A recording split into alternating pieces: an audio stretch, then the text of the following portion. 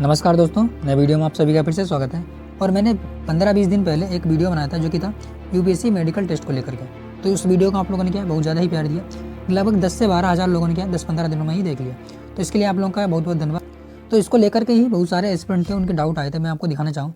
जैसे कि आप इधर देख रहे होंगे, ये बोल रहे हैं क्या सर कोल्ड आर्टक्रिया है तो क्या उस पर्सन को आईपीएस मिल सकता है क्या। और ये पर्सन बोल रहे हैं कि माई लेग में यानी कि इनके पैर में सर्जरी हुई है, क्या इनको आईपीएस मिलेगा या फिर नहीं मिलेगा।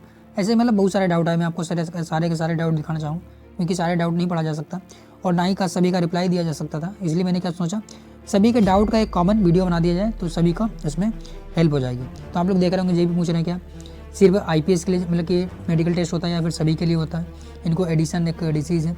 और ये बोल रहे हैं क्या सर मेरे हाथ में टैटू है तो क्या हाथ में टैटू होने की वजह से इन्हें आईपीएस नहीं मिलेगा क्या। ऐसे मतलब कि बहुत सारे एक तरीके से डाउट आए हैं जो कि मतलब कि मैंने सोचा नहीं था कि मतलब कि इस प्रकार का भी आप लोग सोच रहे होंगे। तो आप लोग देख रहे होंगे इनकी क्या बोल रहा है, इनकी बोन टूटी हुई थी, आवाज़ में जुड़ी क्या, उसको लेकर के कुछ प्रॉब्लम हो सकती है क्या। इस तरीके से आप लोग देखेंगे कि इनको बहुत सारे डाउट आप लोग देख रहे होंगे। फ्लेट फूट है, इसको लेकर के भी कुछ डाउट आए। या फिर जो बोल रहे हैं कि मतलब कि क्लियर होने के बावजूद भी हाइट और वेट मतलब कि इंटरव्यू अगर पास भी कर लेते फिर भी क्या हाइट और वेट कंपल्सरी होता क्या, ये भी लेकर के कुछ एस्पिरेंट के डाउट थे। तो क्या करते हैं हम लोग, फिर इस वीडियो में हम लोग क्या करते हैं कि ये सारे डाउट आए थे तो इसको लेकर के एक कॉमन वीडियो बना दिया जाता है ताकि आप लोगों की क्या हेल्प हो जाए। तो चलिए शुरू करते हैं। और मैं आपको बता देता हूँ कि इससे पहले के वीडियो में हम लोगों ने क्या बात की थी। जैसे कि आपको मैं आपको छोटा सा इंट्रो दे दूँ कि पिछले वीडियो में हम लोगों ने क्या बात की थी। तो इस वीडियो में पिछले वीडियो में हम लोगों ने बात की थी कि जो यूपीएससी का मेडिकल होता है वो क्या होता है, आपको जो जिस दिन इंटरव्यू होता है उसी दिन आपको बता दिया जाता है कि आपका अगला नेक्स्ट जो मतलब कि मेडिकल टेस्ट होगा वो कब होगा। उसको लेकर के ही मैंने बताया था पूरा कंप्लीट प्रोसेस।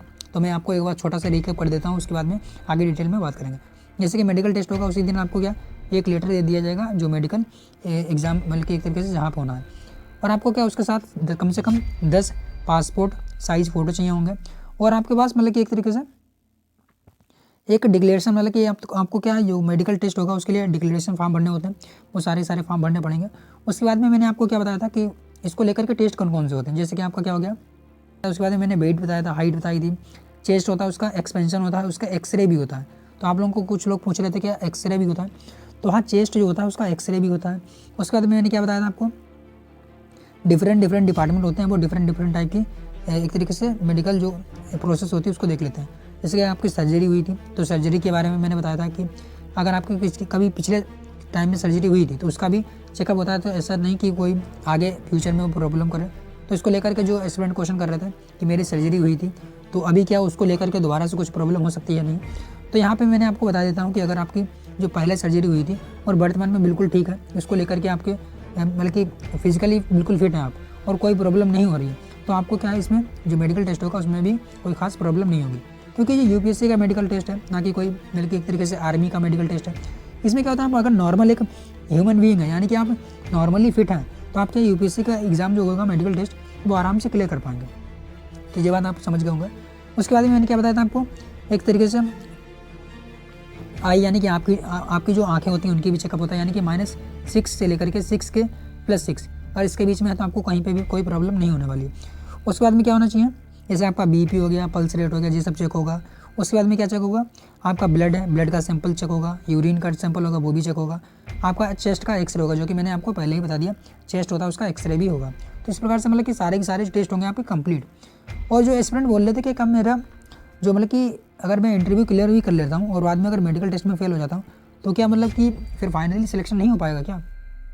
तो इसको लेकर के भी बहुत सारे एस्पिरेंट के क्वेश्चन थे। तो मैं आपको यहाँ पे बात क्लियर कर देता हूँ, आपने प्री दिया, मेंस क्लियर किया और इंटरव्यू क्लियर किया, तो ये क्या है, ये सारे के सारे स्टेज हैं एक आपको सिविल सर्विसेज बनने के लिए। उसी प्रकार से एक चौथा स्टेज भी है, वो है मेडिकल टेस्ट। आप क्या इन सभी को अगर क्लियर कर लेंगे तो आपके लिए जे भी क्लियर करना कंपलसरी ही होता है। तो आप ये बात समझ सके होंगे। और अभी बात आती है अगर इसका किसी का जे क्लियर नहीं हो पाता है, जो 4th स्टेज है मेडिकल, तो उससे क्या मिलेगा नहीं। तो मैं आपको यहाँ पे एक इन्फॉर्म बता देता हूँ कि पहले तो आपके पास जो एक मेडिकल बोर्ड होता है वो आपका चेकअप करेगा पूरी सही तरीके से कि आप बिल्कुल मतलब कि फिजिकली फिट हैं या फिर नहीं। जो भी अलग अलग जो आपकी वैकेंसीज़ होती हैं, जैसे कि आपकी अलग अलग पोस्ट के लिए अलग अलग रिक्वायरमेंट होती है। जैसे कि आईपीएस है उसके लिए थोड़ा सा फिजिकली ज़्यादा रिक्वायरमेंट होती है, यानी कि अगर आईपीएस आप चाहते हैं तो उसके लिए आपके पास पता होना चाहिए थोड़ा सा फिजिकली ज़्यादा रिक्वायरमेंट की ज़रूरत पड़ती है। वहीं जो अपना आईएएस हो गया या फिर क्या हो गया अपना आईएफएस हो गया या फिर क्या हो गया अपना जैसे कि आईआरएस हो गया, तो इसको लेकर के कुछ खास ज़्यादा नहीं होता है। तो आप समझ सकते हैं कि आपको लिए IPS जो होता है उसके लिए थोड़ा स्पेसिफिक क्राइटेरिया मांग लेते हैं, बाकी कुछ खास प्रॉब्लम नहीं होती है। तो ये बात आपको क्लियर हो गई होगी। और यहाँ पे मैंने आपको आगे जो भी इंपॉर्टेंट पॉइंट थे वो आपको बता दिए। और आगे मैंने आपको क्या बताया था, आगे मैंने बताया था आपको, ये मैंने आपको इसी प्रकार से बताया कि आपका मतलब कि जो भी टेस्ट होने थे वो बता दिए जाएंगे, आपके सारे के सारे टेस्ट हो जाएंगे और वो आपको बाद में क्या UPSC में सबमिट करना पड़ता है। और जो कि मैंने आपको इससे पहले बताया कि आपका अगर मान लिया कभी ऐसा होता है कि आप फिजिकली फिट नहीं हो पाए, तो आपको जो बोर्ड दिया गया था वो UPSC का जो मेडिकल बोर्ड होता है वो अगर अनफिट कर देता है तो आपको सफिशिएंट टाइम दिया जाता है कि आपको एक अपर लेवल का जो बोर्ड होता है उसको रेफ़र कर दिया जाएगा। अगर वो भी अनफिट कर देता है तब क्या हो सकता है, तब प्रॉब्लम हो सकती है। आप समझ गए होंगे, अगर आप एक बार अनफिट होते हैं तो दूसरी बार आप क्या नेक्स्ट जो उससे अपर लेवल का मेडिकल बोर्ड होगा उसको आप रेफ़र कर दिए जाएंगे और आपके पास एक तरीके से सफिशिएंट टाइम दिया जाएगा जो भी आपकी कमी लग रही है उस कमी को पूरा करने में। तो ये बात आपको समझ में आ गई होगी, आपको सफिशिएंट टाइम दिया जाएगा कि आप उस जो कमी है या फिर जो भी प्रॉब्लम आ रही है आपके फिजिकली में तो आप उसको कंप्लीट कर पाएँ। और यहाँ पे मैंने आपको बता दिया था कि आपको क्या मिनिमम 10 आवर्स की फास्टिंग करनी होती है और क्या आपको 25 से 30 दिनों में आपके पास मतलब कि जो अपलोड किया है उसकी क्या होती है, रिपोर्ट आ जाती है। तो ये बात आपको कंफर्म हो गई होगी। तो अभी क्या करते हैं, जो सारे के डाउट थे उनको एक बार फिर से रिपीट कर लेते हैं। जैसे कि बोल लेते मुझे क्या है कोल्ड आर्टरिया है तो उसके लिए क्या कुछ प्रॉब्लम होगी। तो आप एक चीज़ बस याद रखिए कि आपको अगर फिजिकली आप बिल्कुल फिट है और कोई भी काम करने में आपको अगर प्रॉब्लम नहीं आ रही है तो आप आराम से क्या IPS और IAS कुछ भी बन सकते हैं।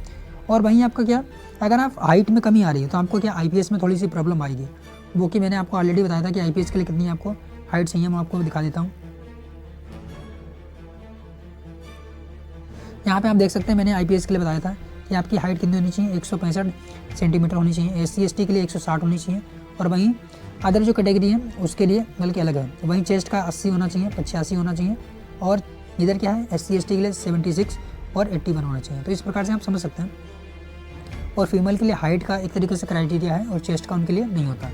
तो ये चीज़ मैंने आपको बताई थी। तो एक भाई जो पूछ रहे थे कि उनकी हाइट 158 सेंटीमीटर है तो क्या उन्हें IPS नहीं मिलेगा। हाँ बिल्कुल, आपको प्रॉब्लम हो जाएगी। IPS के लिए मैंने कितनी बताई, आपकी कैटेगरी के अकॉर्डिंग होनी चाहिए। और वहीं मैंने आपको क्या बताया, मतलब कि अगर आपको IPS नहीं मिल सकता तो अदर पोस्ट मिल जाएंगे, जैसे कि आपकी IAS हो गई, IRS हो गई या IFS हो गई या अदर जो भी पोस्ट मतलब कि आपके लिए अवेलेबल होगी। आपकी क्या इंडियन रेवेन्यू सर्विस होती है वो सब मिल सकती है। और वहीं आपका अगर जो आई से रिलेटेड है -6 to 6 होना चाहिए, मैंने आपको ये भी बता दिया। और एक भाई साहब पूछ रहे थे कि उनके हैंड में टैटू है, यानी कि उनके हाथ में टैटू है तो क्या प्रॉब्लम होगी। तो मैंने आपको ऑलरेडी बताया कि आपका जो टेस्ट क्या है, UPSC का मेडिकल टेस्ट है, ना कि कोई आर्मी का कोई स्पेशल भर्ती है, ना ही कोई आपको स्पेशल कोई मिशन पे भेजा जा रहा है कि आपके हाथ में टैटू नहीं होना चाहिए, आप हाथ में धागा नहीं बांध सकते। और एक एस्पिरेंट पूछ रहे थे कि उनके हाथ की हड्डी टूटी है, तो मतलब कि हाथ की या फिर पैर की हड्डी टूटी है तो कहीं दोबारा तो प्रॉब्लम नहीं आएगी, वो जुड़ चुकी है, अभी क्या बिल्कुल फिजिकली फिट है। तो आपको क्या अगर बाद में बिल्कुल फिजिकली आप फिट है तो बाद में आपको क्या कोई भी प्रॉब्लम नहीं आएगी। पर अगर आपको चलने फिरने में प्रॉब्लम आ रही है तो मेडिकल बोर्ड क्या है उसको डिस्क्वालीफाई कर देगा। तो ये चीज़ आप क्लियर करिएगा। और बाकी हाइट और वेट को लेकर के जो पूछ रहा था वो मैंने ऑलरेडी आपको बता दिया था। तो बाकी अगर आपका कोई और भी डाउट अभी भी रह गया तो आप लोग क्या कीजिएगा, कमेंट बॉक्स में पूछ लीजिएगा। बाकी आप लोग वीडियो को लाइक कर लीजिएगा और चैनल को सब्सक्राइब भी कर लीजिएगा, क्योंकि आपके लिए क्या इन्फॉर्मेटिव वीडियो इसी प्रकार से मैं लाता रहता हूँ। चलिए मिलते हैं फिर नेक्स्ट वीडियो में।